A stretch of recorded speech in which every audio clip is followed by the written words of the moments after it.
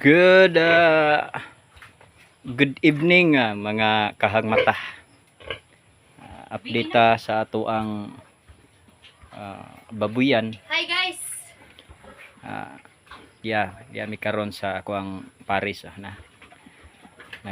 Kami may naglawg ron. Ano siya updatean ni kay bisan sa panahon karon guys nga medyo brato gid ang ato ang kuano ng price sa mga baboy ron.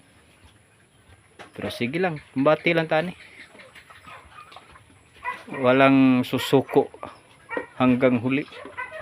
Ito yung mga ano namin guys. Apat to yung mga inahin ko. Ito. Tsaka itong isa, ito. Yan.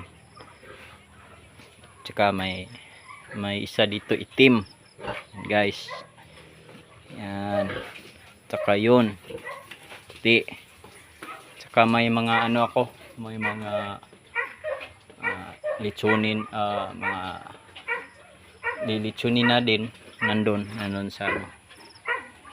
Kaya ngayon hindi ko lang muna bininta yung mga lilitsunin ko kasi mura kaya tinis mo lang namin na alagaan hanggang lalaki.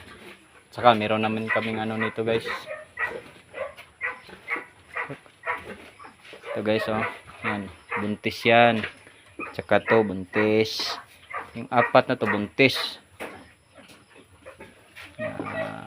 Yung dalawa tatlong buwan na. Tsaka yung dalawa mag-isang buwan. Ngayon guys, ang ginagawa namin guys, dahil mura yung mga bintahan, ang ginagawa namin guys, ano na lang, pag may order kami ng litson package, kami na lang gagamit, hindi na namin binibinta kasi kadalasan bilhin na guys, 3,000 lang mahigit, laki na, 20 plus kilos na, 3,000 lang, 4,000, gano'n. Hindi talaga makakabawi sa gastos guys. Kaya ginawa namin, tinisa lang namin na pag may order kami, saka namin ano, kasi makakabawi din sa ano guys. Yan, ito. Yan, may inilawan na namin guys kasi gabi na kasi guys. Yung dilim, simula ng dumilim paligid. Kaya ngayon lang nakapag-update guys, kasi marami talagang ano guys. Busy yung buhay natin. Minsan lang din makapunta dito kasama yung aking hobby. Kasi ano busy ito sa tindahan guys. Yan guys. Wala pa rin susuko guys.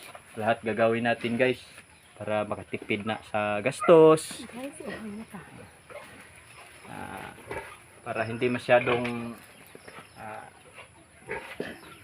medyo maano tayo sa budget guys. Kasi nga sa presyo ng mga baboy ngayon sobrang mura, di ba? Kaya hanap lang tayo guys ng mga paraan.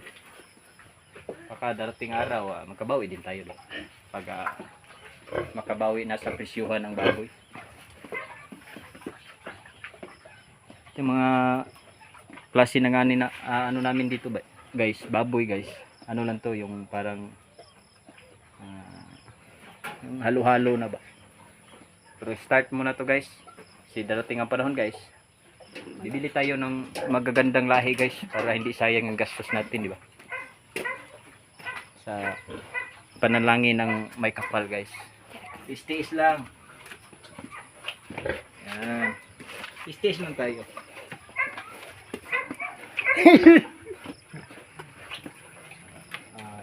Ayan sarap buhay na kaming ano dito guys.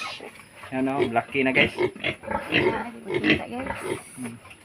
Dilim na kasi guys, di abot na ng ilaw.